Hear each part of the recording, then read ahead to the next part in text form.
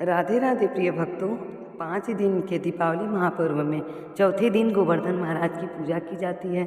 हर साल कार्तिक मास के शुक्ल पक्ष की प्रतिपदा तिथि को गोवर्धन पूजा करने का विधान हुआ और इस तिथि को अन्नकूट के नाम से भी जाना जाता है, क्योंकि इस दिन घर में अन्नकूट का भोग लगाया जाता है और यह प्राकृतिक की पूजा होती है। मान्यता के अनुसार इसी दिन भगवान श्री कृष्ण ने अपनी छोटी उंगली पर गोवर्धन को उठाकर इंद्रदेव के अहंकार को दूर किया था और इस दिन कान्हा जी को 56 भोग के भी लगाए जाते हैं। इस बार हिंदू पंचांग के अनुसार गोवर्धन पूजा की प्रतिपदा तिथि को शुरुआत हो रही है 21 अक्टूबर मंगलवार को शाम 5:55 से, जिनकी समाप्ति होगी 22 अक्टूबर बुधवार को रात 8:16 पर।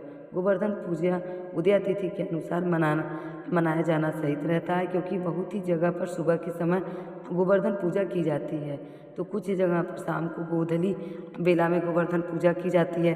ऐसे में ये दोनों ही समय आपको 22 अक्टूबर बुधवार को ही प्राप्त होंगे और इस दिन प्रीति और आयुष्मान योग का भी शुभ संयोग भी बन रहा है। प्रीति योग सुबह 4:06 तक रहेगा और बाद में आयुष्मान योग प्रारंभ हो जाएगा, जो कि पूरा दिन रहेगा। इस बार गोवर्धन पूजा का पहला शुभ मुहूर्त सुबह 6:26 से लेकर 8:42 तक रहेगा और गोवर्धन पूजा का दूसरा मुहूर्त रहेगा दोपहर 3:29 से शाम 5:44 तक। इस दिन राहु काल दोपहर 12 बजे से 1:30 तक रहेगा।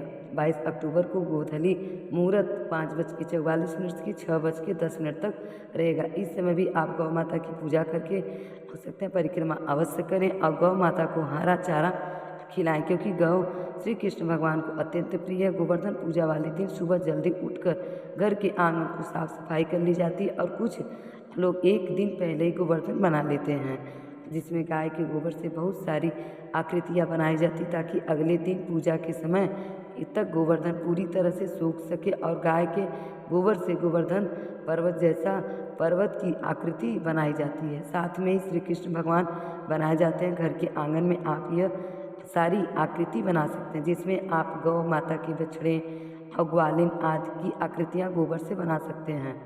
साथ ही दीपक, पुष्प, जल और अन्न अर्पित किया जाता है और इसके अलावा जो करवा चौथ में सीके और सरेया उपयोग की जाती है, प्रयोग में लाई जाती है, वह भी आज के दिन गोवर्धन पूजा में चारों ओर खड़ी कर दी जाती है। अगर आपके यहाँ पर ऐसा नहीं होता है तो आप ना करें। इस दिन श्री कृष्ण भगवान की गोबर से आकृति बनाकर बहुत से लोग उनकी नाभि के बीच में थोड़ा सा गड्ढा बना देते हैं, जिससे दीपक रखकर प्रज्वलित करते हैं।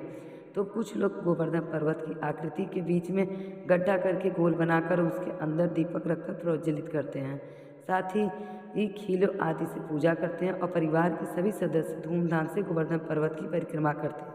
इस दिन गोवर्धन पर्वत की परिक्रमा करने से साक्षात गोवर्धन जी की परिक्रमा करने का पुण्य प्राप्त होता है और इस दिन 56 भोग लगाकर सभी लोग में बांट कर स्वयं भी ग्रहण करें और दान दक्षिणा किसी प्रकार या गरीबी परिवार में बांटें।